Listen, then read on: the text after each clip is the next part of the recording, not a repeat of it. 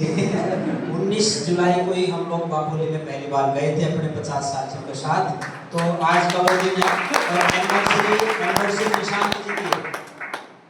मैं वहाँ सबसे मिलने के बाद मधु दीदी के घर पे गया तो वहाँ बैठ करके बातचीत करने लगे। धर्मेंद्र जी सब लोग थे तो मधु दीदी ने मेरी जेब में एक लिफाफा डाल दिया।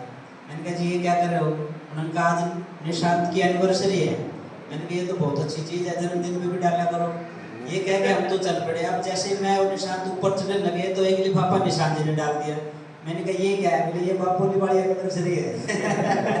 तो निशांत जी का भी मैं धन्यवाद करता हूँ। उनको भी आयुक्त परिषद का जिले का आज अध्यक्ष बनाया गया है। तो उस पूरे प्रकरण में जब ये हुआ कि चाबी भी मिल जाएगी, आप अपना कार्यक्रम करो।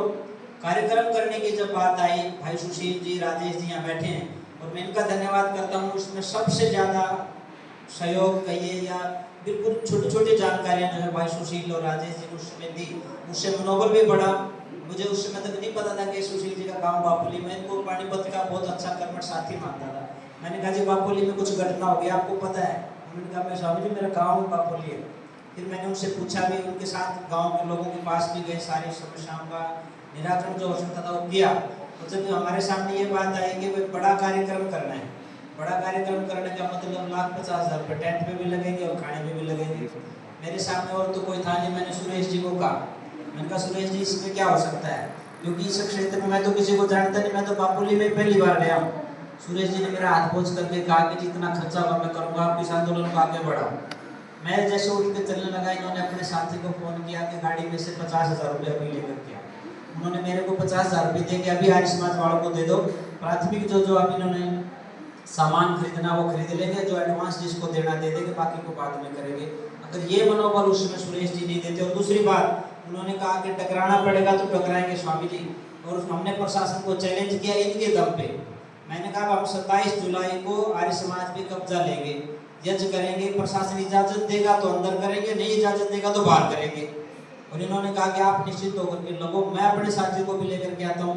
मैंने अपने साथियों को फोन किए तो दोनों ताकत मिली।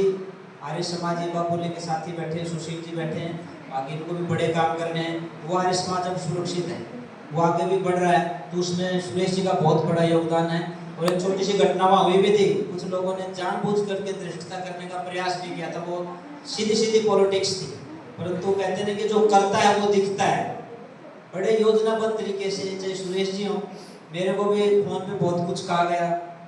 मैंने कहा तू जिसका बुलाया बोला ना मन मेरा है। उन्होंने कहा बोले तू वो गाना है ना हरियाणवी में, हाँ वो मर दस गाने में मैं तेरी बात थी वहाँ भी उस बात के लिए भी जो मैंने मरण देना है कोई बात को ना। तो फिर सुरेश जी जो है उनके योगदान को कुछ लोग नकार रहे थे, और मैं जानता हूँ कि जितना बड़ा उनका योगदान और जितना बड़ा उनका दिल, लास्ट मोमेंट तक दोनों के दोनों खड़े भी रहे।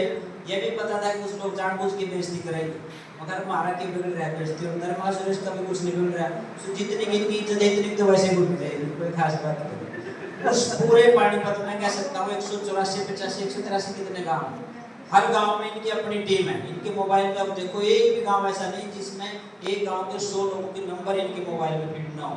रात को 2 बजे भी आप फोन करोगे तो सुरेश जी फोन उठाते हैं। वो आपका पॉलिटिकल काम है, सामाजिक काम है, कोई खास बात नहीं। आसपास के सारे आर्य समाजों में अपनी तरफ से दान देते हैं।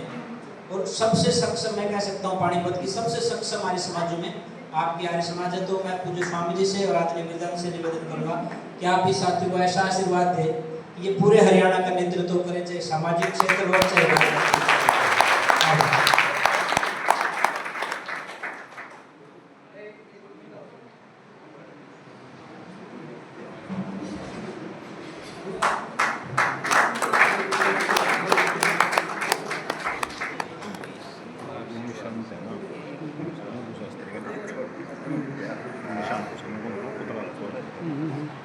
जो यहाँ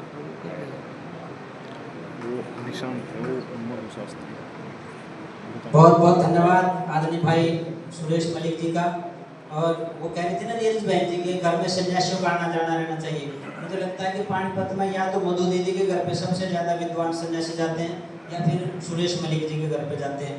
बाकी और किसी के जाते हो तो मैंने बता दिया, अगला नाम उसका ले देना। अब मैं पूज्य स्वामी जी से निवेदन करूंगा कि आप अपना संक्षिप्त क्या नाम है समापन उद्बोधन भी दें और समापन की घोषणा भी करें।